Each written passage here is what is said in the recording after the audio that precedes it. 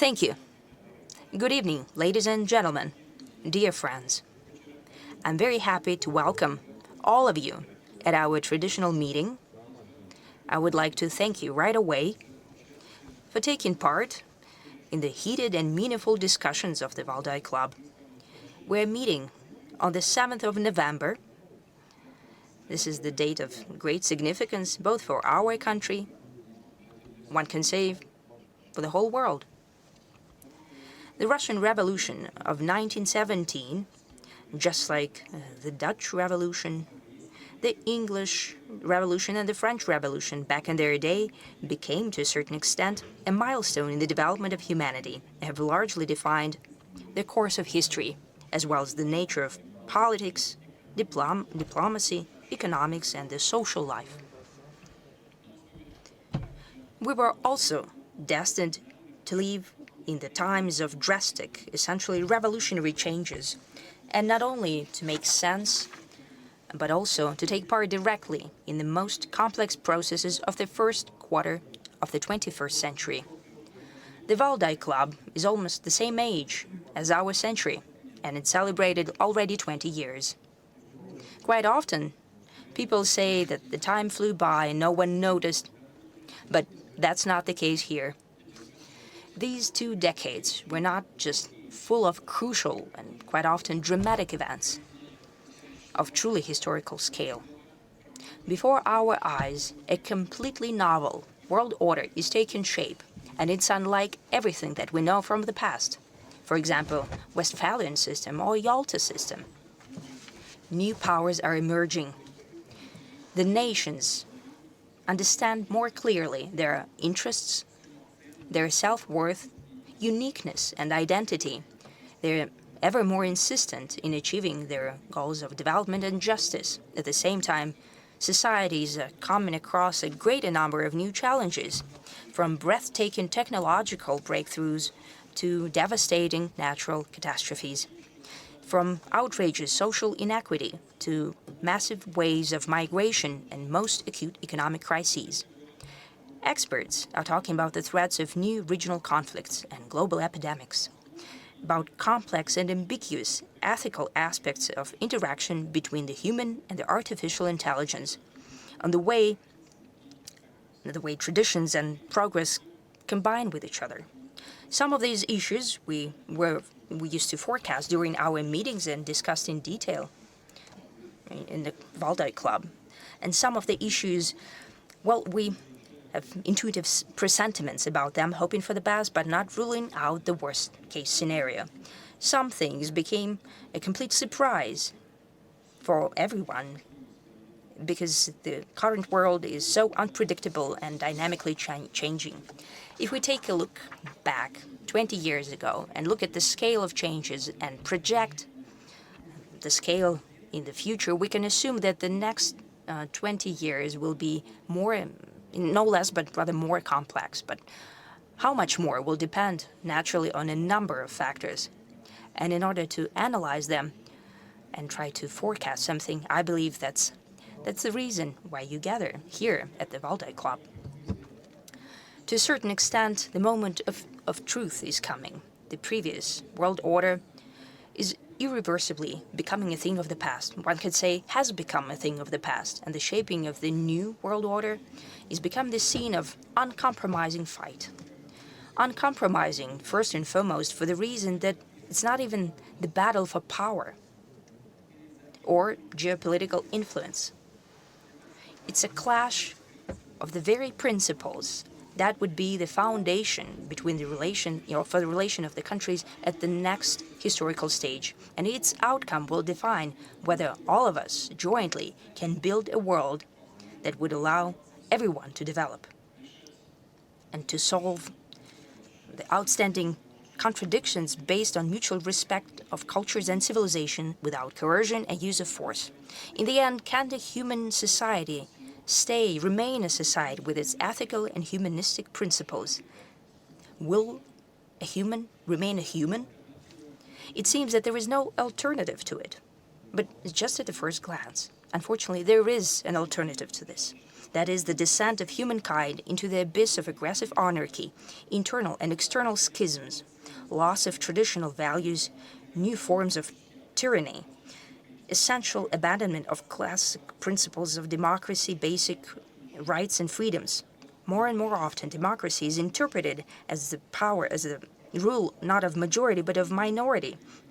They even contrast the traditional democracy and rule of people with a certain abstract freedom, and for that sake, democratic procedures, elections, majority, and the freedom of speech and media objectivity can be sacrificed.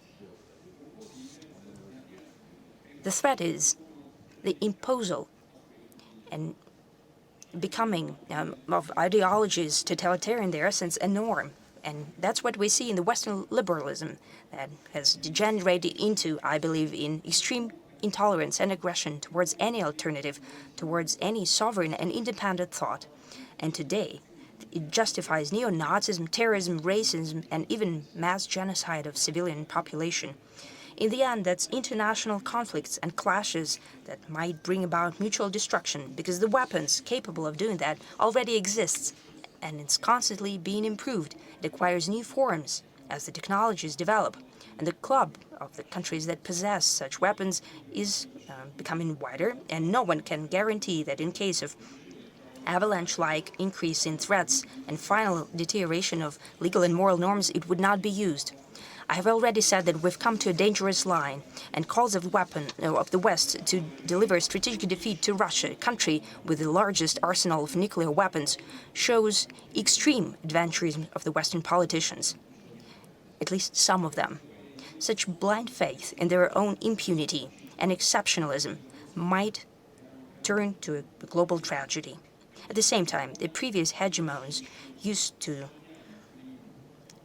ruling the world back from colonial times learn, and more often to their surprise, that no one is listening to them. The attempts to maintain the power slipping away through force only leads to overall instability and great tensions, to casualties and destruction, but the result that they're trying to achieve, to maintain their absolute power, such attempts do not ensure success, because the course of history cannot be stopped. Instead of becoming aware of futility of their strive, the objective nature of changes, some of the Western elites are prepared to do everything not to allow for emergence of new international system in line with the interests of the world majority. The policy of the U.S. and their allies in the past years is more and more prominent through the principle, if I can't have it, no one will.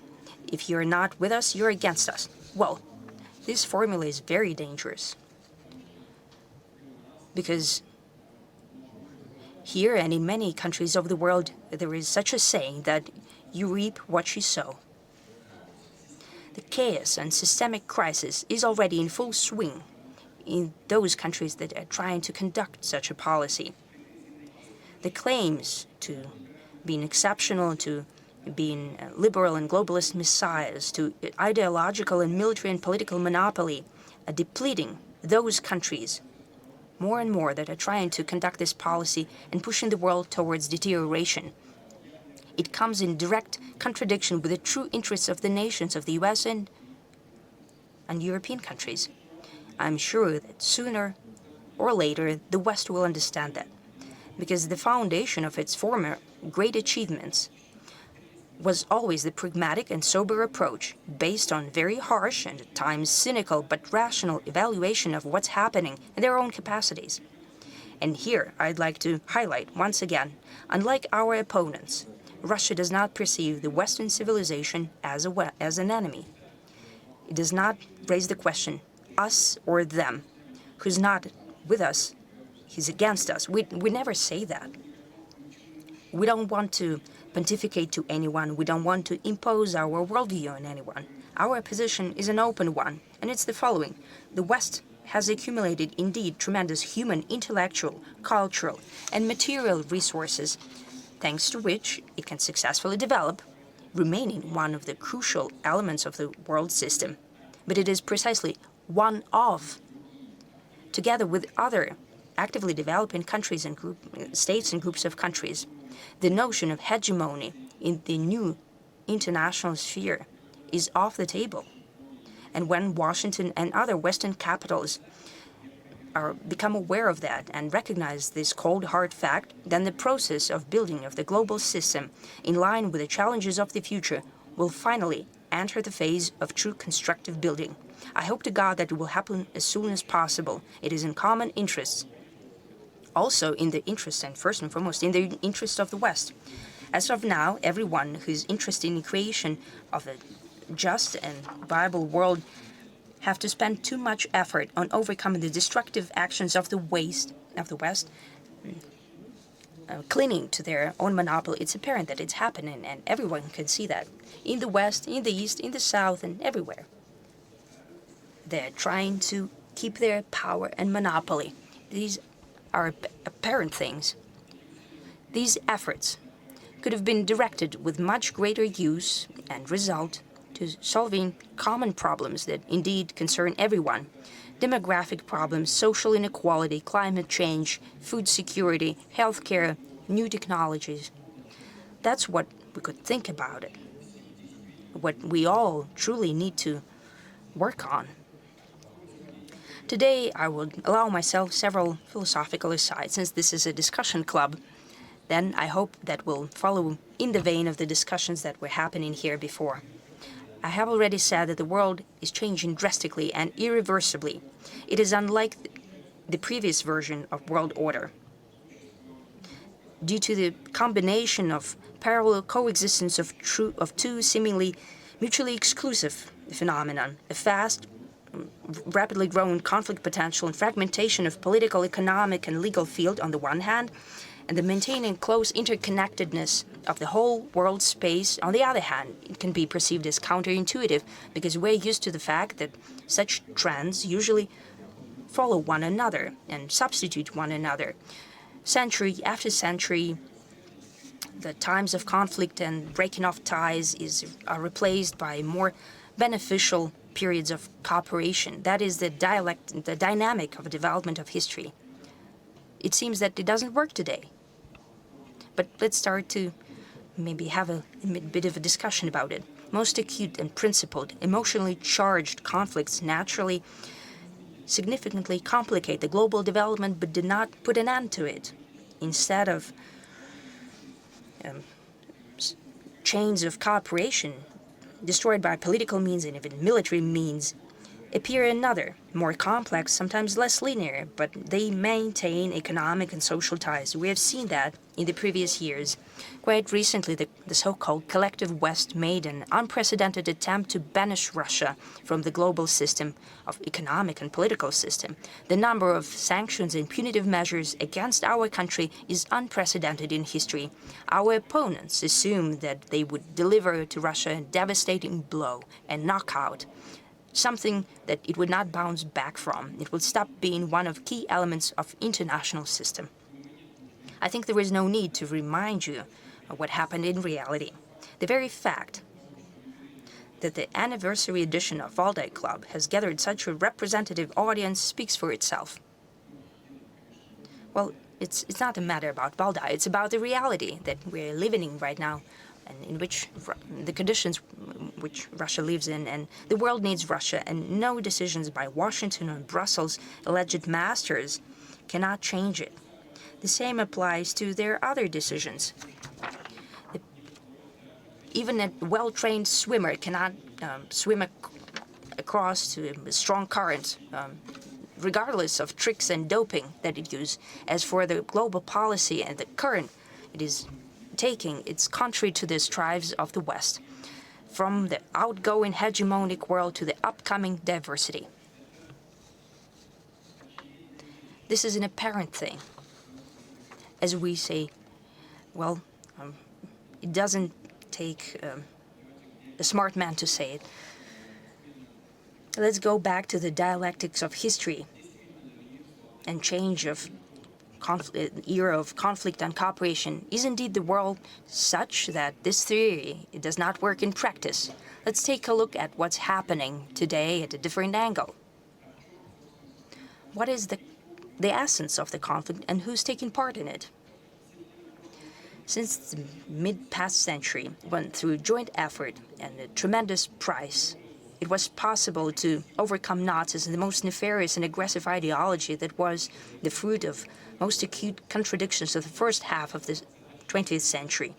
The humanity was faced with a task to avoid the repetition of such phenomenon and the world wars. Despite all zigzags and local skirmishes, the overall direction was defined back then. That is, the radical rejection of all forms of racism, dismantling of the classical colonial system, and expansion of the number of fully fledged members of international politics. The demand for openness and democratization of the international system, it was apparent. The fast development of different countries and regions, emergence of new technological and socio-economic approaches aimed at expansion of capacity for development and improved life standards. Naturally, just like any historic process, that led to emergence of a clash of interest, but overall strive towards harmonization of development of all aspects of this phenomenon was readily apparent. Our country, back in the day it was the Soviet Union, made a tremendous contribution to the strengthening of this trend. The USSR was helping the states liberated from colonial or neo-colonial dependence, be that Africa, Southeast Asia, Middle East, or Latin America. And I'd like to remind you separately that it was the Soviet Union that in the mid-80s of the past century advocated for the end of ideological confrontation and overcoming the heritage of the Cold War, the end of the Cold War per se, and later overcoming its heritage of those barriers that stood in the way of the unity of the world and its comprehensive development. Yes, we have a complex attitude to that period, considering what it has come to, the policy of the then political leadership of the country. We still have to manage some of the tragic consequences of those times, but the very sentiment, I'd like to highlight the sentiment, though possibly too idealistic, coming from our leadership and our nation, at times naive, as we can see today, without doubt was dictated by the genuine desire for peace and comprehensive benefit. That is historically typical for the nature of our nation and its traditions and systems of spiritual and moral values. Why did such commitments lead to an opposite result? That's the question. Well, we know the answer. I've mentioned it many times before, this way or another, because the other side of ideological standoff perceived what was happening in history not as a chance to rebuild the world with a new, just basis and principles, but as their own triumph, as a surrender of our country to the West. And that means they perceived it as an opportunity to use the right of the victor and to establish their complete domination. I spoke about it at times. I will just give you an aside without giving the names. But at the end of the 90s, one of the political figures of the US said back at the time, now we'll treat Russia not as a defeated opponent, but as a blunt instrument in our hands. That was their idea, their notion. They didn't have the width of vision or overall manners. They didn't understand what was happening. They didn't understand Russia.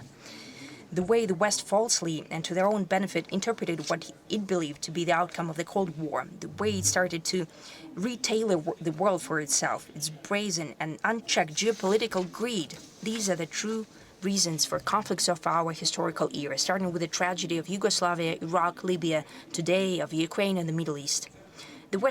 Some of the Western elites believed that the monopoly that emerged, their monopoly, the moment of unipolarity in ideological, economic, political, and even, to a certain extent, military and strategic sense, is the actual point of destination, the end of it.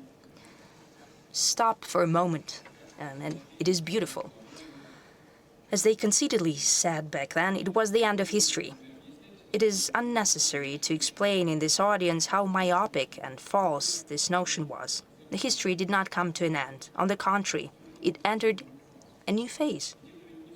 It's not about the fact that some nefarious enemies, competitors, saboteurs stood in the way of the West.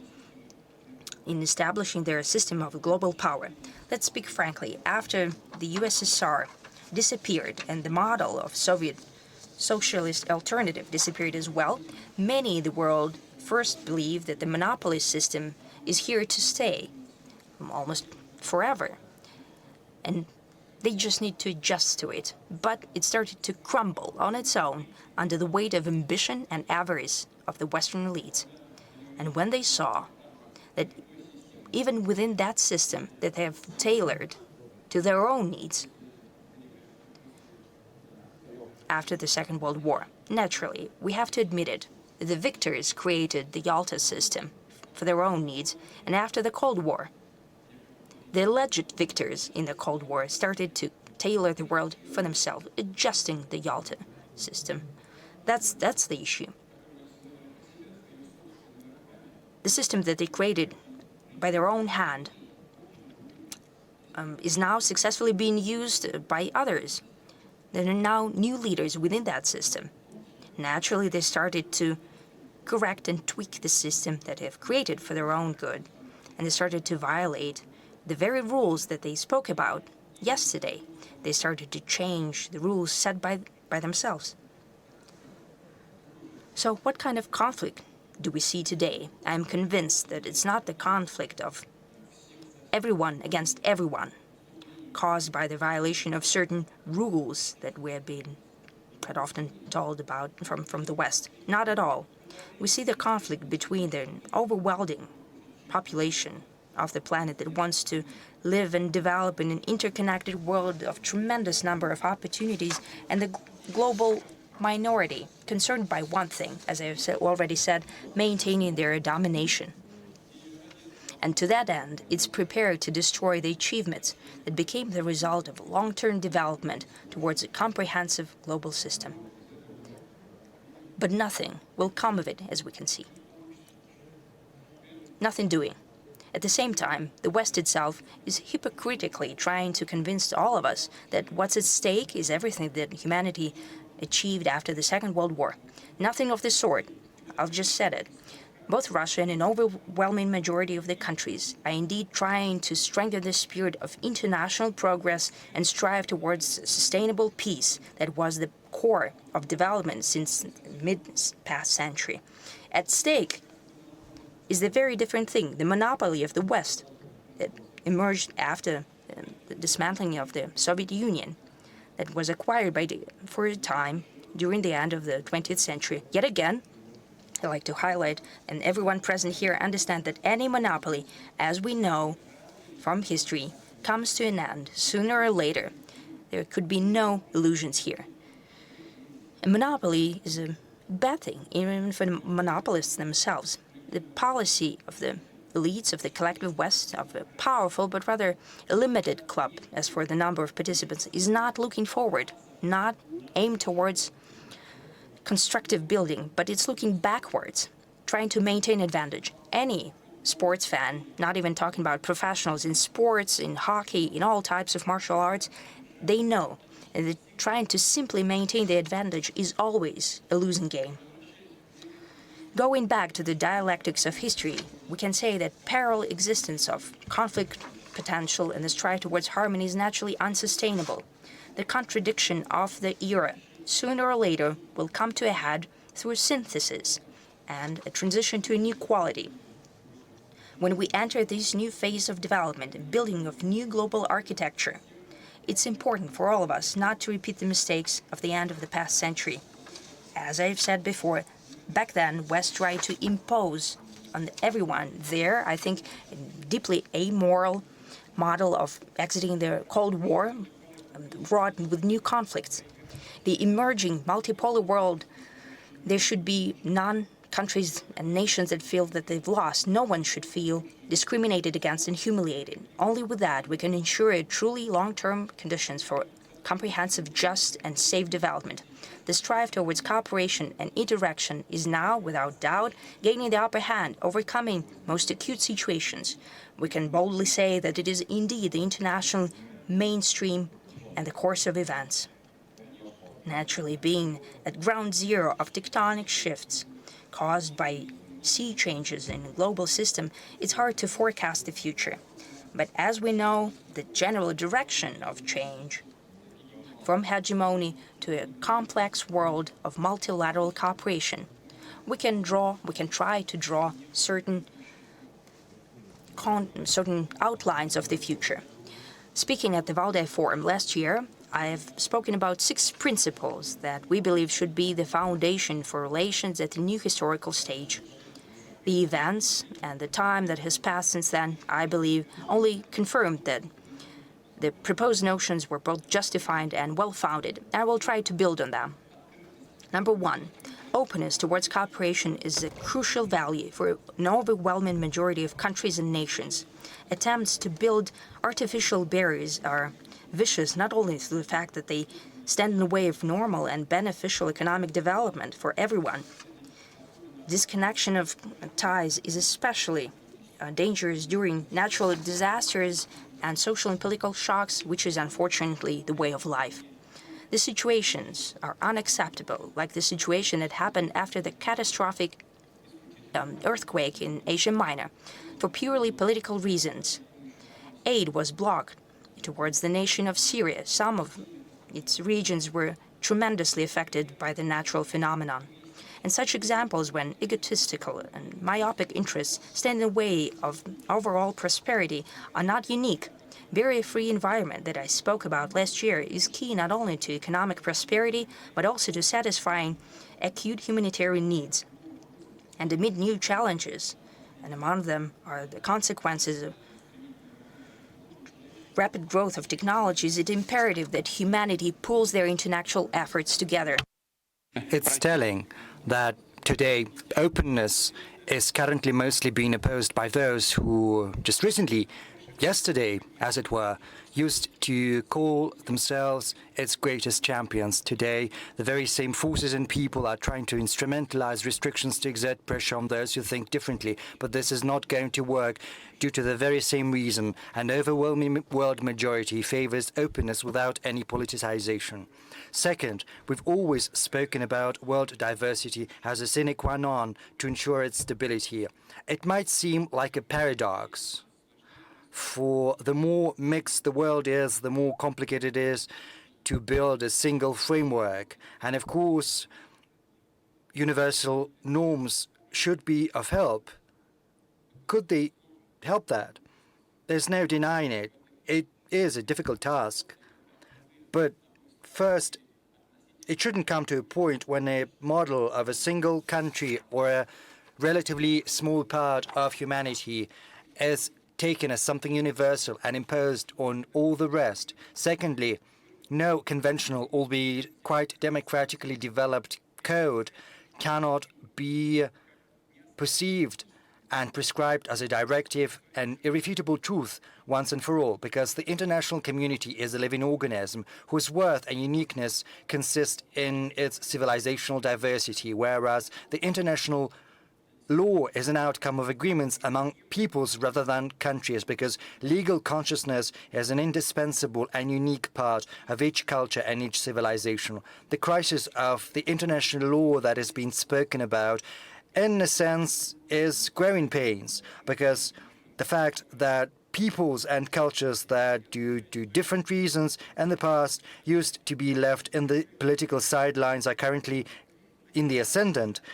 And it means that their unique perceptions and views and notions of right and justice and law are playing an increasingly significant role in the world. It might seem like there is a lack of coordination and dissonance, but this is just the formative stage, and I'm confident that the world can only be built on the principles of polyphony, with all the themes being woven together in harmony. If you will, we are moving to a polyphonic world rather than a polycentric world, a world in which all the voices have to be heard and, what's most important, listened to. And those who have grown accustomed to playing solo and who wants to continue doing that will have to get used to living in a new world, playing to a new score. I spoke about the international law after the Second World War. The international law is based upon the UN Charter, which was written after the Second World War, but the world is changing. New poles of growth are emerging, powerful economies are growing, getting to the foreground. And of course, international law has to change, but it has to be very cautiously done. Third, we've spoken on multiple occasions that a new world can only develop successfully based on the principle of representation, maximum representation, and the last 2 decades have clearly demonstrated the consequences of usurpation or attempts at appropriating the rights to speak and act on behalf of others. Those who are conventionally dubbed the great powers have grown accustomed to thinking that they have the right to determine the interests of others. Basically, growing used to dictating the national interests of other nations based on their own. This is an undermining of the principles of democracy and fairness, and what's worse, it prevents us from genuinely addressing urgent challenges. The incipient world is not going to be simple, owing primarily due to diversity, and the greater the number of fully fledged participants, the more difficult it's going to be to find the best option everyone is happy with. But once it's been found, it's going to make the world more sustainable and durable, and it'll help us get rid of petty tyranny and knee-jerk political zigzagging, and it'll also render political processes more thoughtful and rational based on the principle of reasonable sufficiency. And this principle is even applied within the UN Security Council, because the veto right was devised precisely to make sure that the decisions that the political stakeholders are not happy about do not pass. Is that good or is it bad? Probably not very good, but it creates certain barriers when decisions are to be made. But it's also very good because it prevents decisions from being passed if someone is not happy with them. So it means that you have to get back to the negotiating table and hammer out an agreement. But since the world is becoming multipolar, we have to come up with instruments that'll help us expand the use of similar mechanisms. In each particular case, a solution has to be not just collective, it also has to involve the participants and the stakeholders that are capable of making a substantive and significant contribution to settling the problem. This involves primarily those who are interested in a positive outcome, because their future security and hence prosperity depend on that. There are numerous examples of cases when complex, though solvable, disagreements between neighboring nations and peoples degenerated into intransigent, chronic conflicts due to the scheming and brazen interference of external forces who basically do not care much about what's going to happen to the parties to the conflict, how much blood is going to be spilled, how many lives are going to be claimed. They are simply, those external forces are guided by their own selfish interests without assuming any responsibility. I also believe that regional organizations are going to play a very important role, because however difficult the relations between neighboring countries, they are always brought together by a common interest in stability and security. Compromises are vital to achieve the best conditions for their own development. Next, a key principle is universal security for everyone without exception, because the security of ones cannot be assured at the expense of the security of others. I'm not saying anything new. It's all in the OSCE documents, and it has to be observed. The bloc-based approach has been bequeathed to us from the colonial times and the Cold War, and it runs counter against the new international system, which is flexible and open. In the world today, only one bloc remains that is brought together by obedience and rigid ideological dogmas, and that is the North Atlantic Treaty Organization. And it continues its expansion to the east of Europe, all while trying to project its approaches to other spaces across the world, which is a violation of its founding documents. And this is a blatant anachronism. On many occasions, we've spoken about the destructive role that NATO continued to play, especially after the disintegration of the Soviet Union and the Warsaw Treaty Organization, when seemingly the alliance had lost its formal raison d'etre, which had been declared before. I believe the US understood that this tool was losing its attractiveness, as it were, but they still needed it, and they still need that to govern and to manage its zone of influence. So they need conflicts. You know, before all the acute crises of today, many European leaders were telling me, why are they using you to threat us? You know, I'm basically quoting them. And I think the US understood that full well. They felt that. They saw NATO as a second-rate organization, but trust me, I know what I'm saying. But the experts over there understood the need for NATO. How do you keep it attractive? You have to scare them good. You have to sow discord between Europe and Russia, especially between Russia and Germany and France, and hence the coup d'etat in Ukraine and the hostilities in the east, in Donbass. They basically force us to take actions in response, though they got what they wanted. And the same is happening in Asia, on the Korean Peninsula, I suppose. In practice, we see that the world minority is trying to preserve and reinforce its military bloc, thereby trying to preserve its power. But even within this bloc itself, there is a noticeable understanding that the strict diktat of the big brother in no ways does nothing to facilitate addressing the tasks at hand.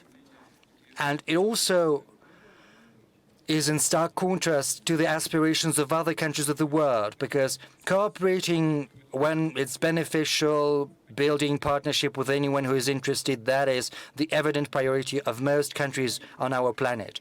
It's evident that military, political, and ideological blocs are yet another type of hurdles built in the way of the natural development of the nascent international system. I would also like to point out that the very notion of a zero-sum game, when only one party stands to win, whereas everyone else stands to lose, has been born out of the Western political thought. And under the Western dominance, this approach was imposed on everyone under the pretext of its universality. But under no circumstances is that the case. Quite the contrary. The Eastern philosophy, many of you who've gathered here know that, and probably know that firsthand, even better than I do, is based on another approach. And this approach is searching for a harmony of interests when everyone wants to achieve what's most important to them, but not to the detriment of the other party. I win, but you stand to win as well. And Russians, we as well in Russia, all the peoples of Russia, historically, when that was possible, assumed that it's not the most important thing, you know, trying to push through your opinion by any means possible. Rather, they were trying to convince and get them interested in a fair partnership and equal cooperation, whereas our history and the history of our diplomacy have demonstrated on many occasions the worth of honor, nobility, peace building, and generosity. Suffice it to remember Russia's role in rearranging the European order after the Napoleonic Wars. In many views, it's seen as trying to keep monarchies in power, but I'm not talking about the specifics. I'm talking about the general trends. And the prototype of a new free, non-bloc, bloc-free type of cooperation between nations and peoples, that is precisely the association built within BRICS. And this is amply demonstrated by the fact that even within NATO there are those who show interest in working closely with BRICS, and I do not rule out that in the future other countries will also think about cooperating more closely with BRICS. And this year our country held chairmanship in BRICS, and as you're aware, we've just recently held the summit in Kazan. I won't hide it, coming up with a coordinated approach among the countries whose interests diverge on many points.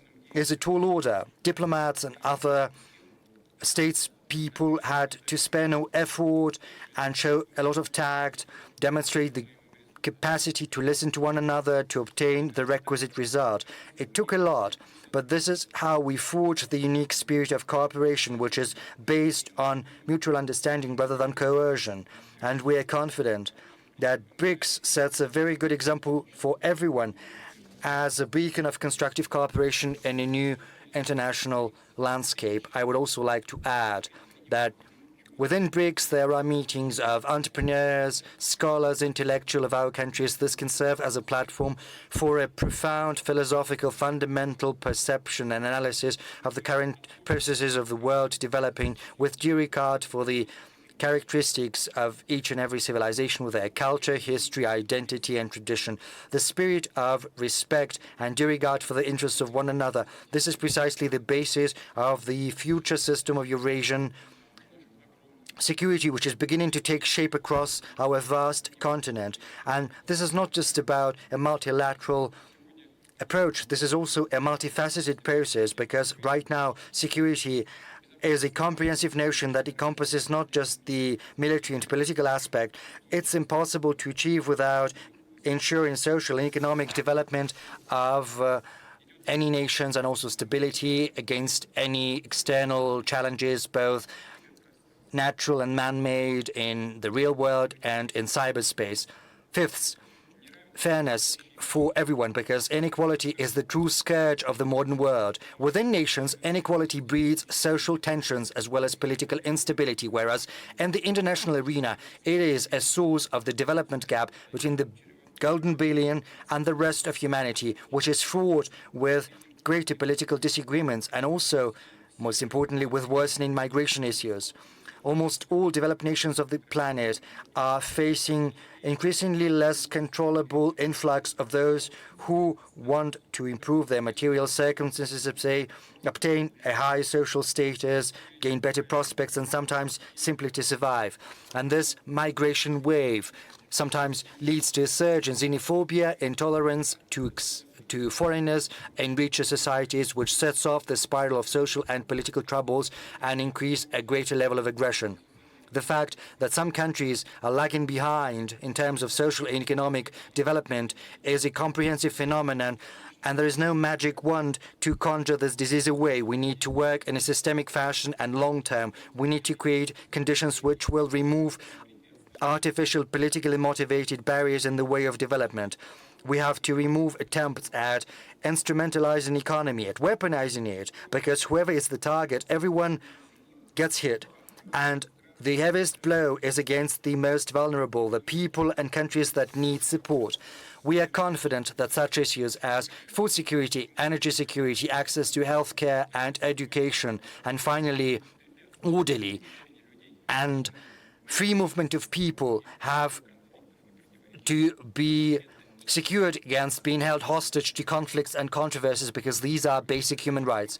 Sixth, we highlight indefatigably that any sustainable international order can only be based upon the principle of sovereign equality. It's true that each nation has different potential. It's evident, and their capacities are vastly different.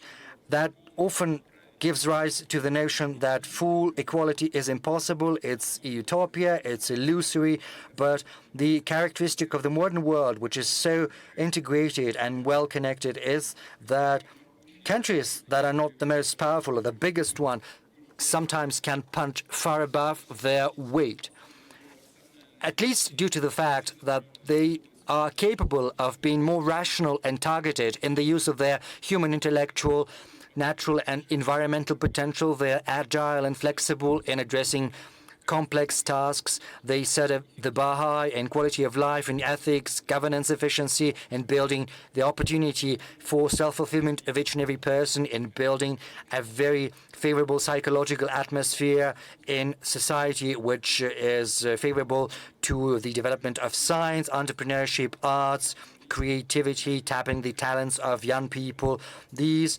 translates into the factors of global influence. To paraphrase the laws of physics, maybe the force is not that great, but its efficiency is far better.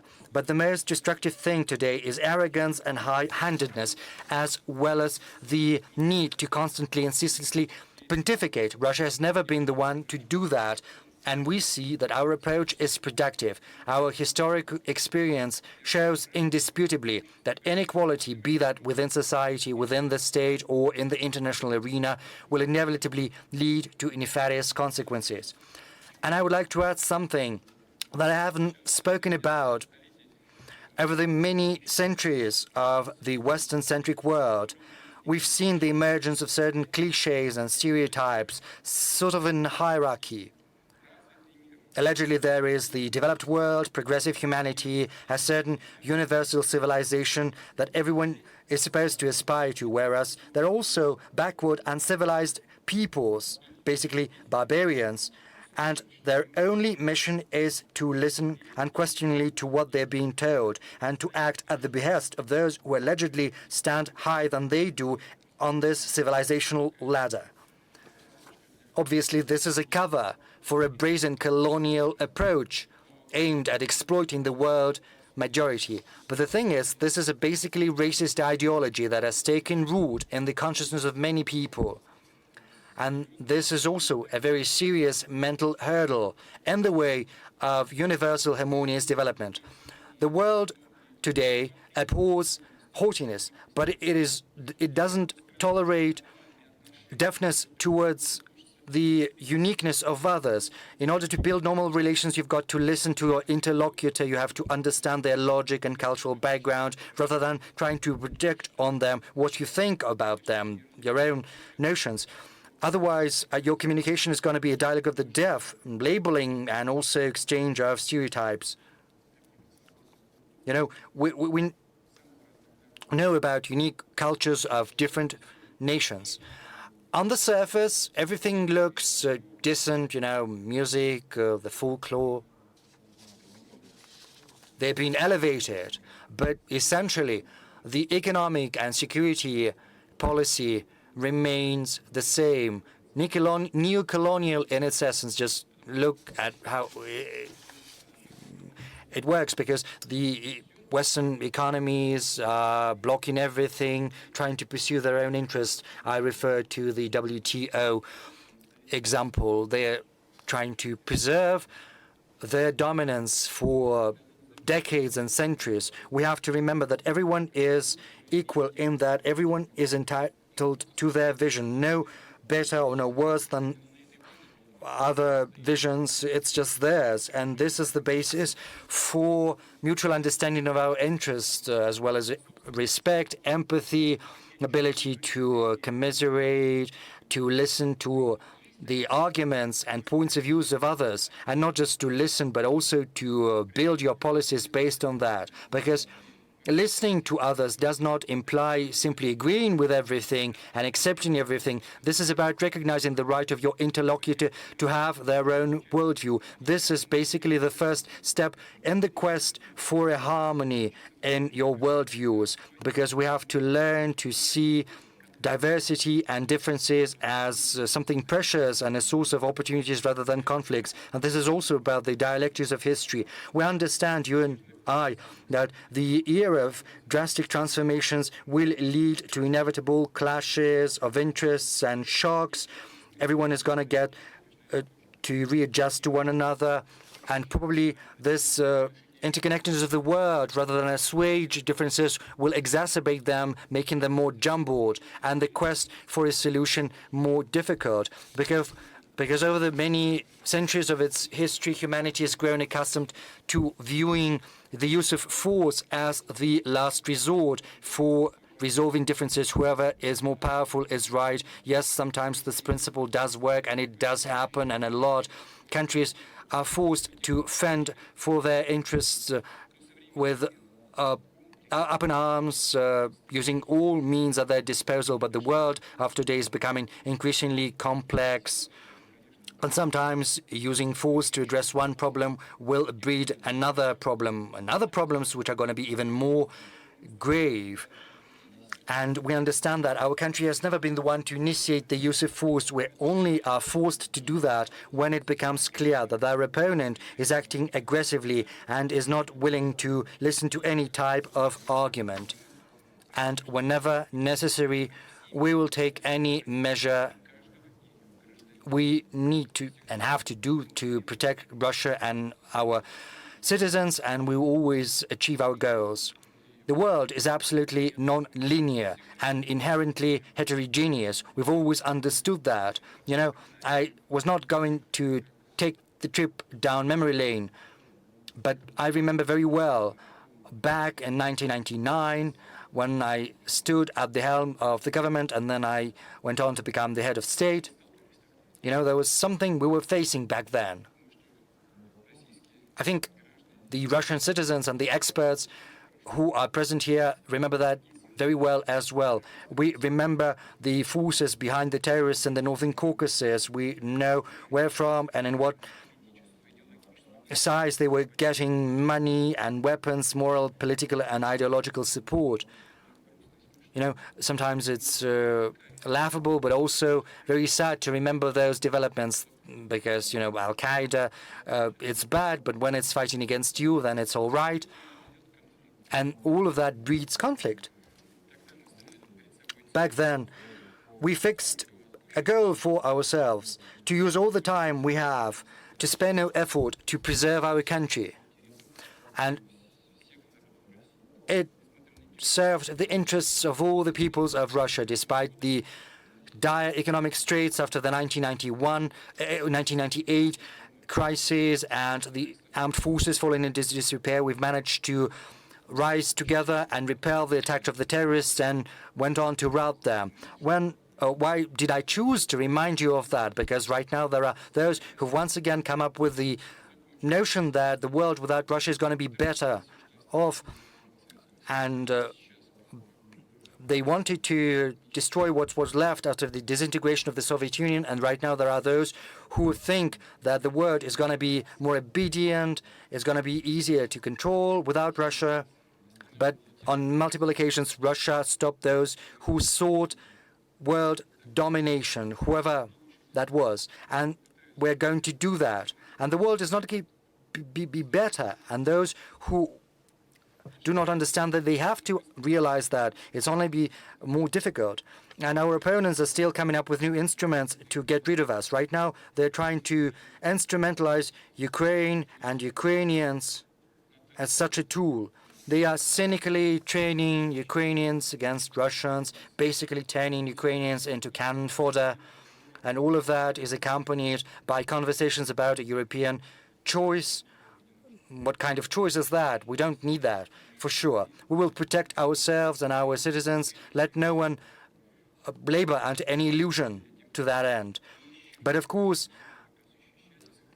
this is not the end of Russia's world role, dramatic as it may sound, but Russia's very existence is the guarantee that the world is going to preserve its diverse colors, stability, and complexity. This is also a safeguard of successful development, and this is not me who is saying that, because our friends from across the world are telling me that. I'm simply repeating them. I would like to reiterate that we're not trying to impose anything on anyone. We're not going to do that. We don't need that. We are guided by our values, interests, and notions of what is right that have deep roots in our identity, history, and culture. And we're certainly always open to a constructive dialogue with everyone, because whoever has respect for their own culture and tradition will certainly have the same type of respect for other cultures and traditions, whereas those who are trying to make others behave in an improper manner will inevitably trample their own roots, their civilization and culture. And to a certain extent, this is what we're witnessing today. Today, Russia is fighting for its freedom, for its sovereignty and rights. Without exaggeration, I'm saying that because during the previous decades, on the surface, everything looked so decent because, the G7 was turned into G8. Thank you. We were invited. But what was truly happening?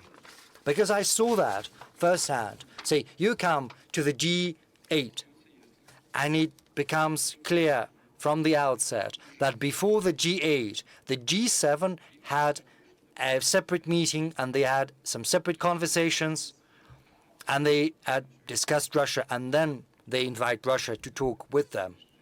You look at all of this with a smile. That is how I looked at it. But in practice, it is a great picture, a great image, the hugs and, patting on the shoulder. But in practice, they are continuing to move forward on the offensive. The most flagrant example is the expansion of NATO to the east. They had promised they were not going to do that, but it was happening, and the same was happening in the Caucasus, and also it was happening with regard to the ABM system. So on any key issue, they didn't care one bit about our opinion. We saw this creeping intervention, which, without any exaggeration, was aimed at demeaning our country and at best at destroying our country from within and from outside. You see what they did to Ukraine. They intervened basically with their bases. In 2008, the Bucharest decision was made to open the doors to Georgia and Ukraine. Where did that come from? Had there been any difficulties in the world affairs? Yes, we did have had some disputes with Ukraine with regard to the gas prices, but we did manage to arrive at a solution. Why did they need to create conditions for a conflict? Because it was crystal clear what the consequences were going to be. But they didn't stop at that. They were trying to project their influence across our historic territories. They were supporting the regime which had clear pro-fascist tendencies. So it wouldn't be an exaggeration to say that and to repeat that. We are not simply fighting for our own freedom and our sovereignty and our rights. We are also fighting for universal rights and freedoms. We are fighting for the chance for every country to develop on the basis of sovereign equality. And this is the mission of our country. And everyone needs to understand there's no use trying to exert pressure on us.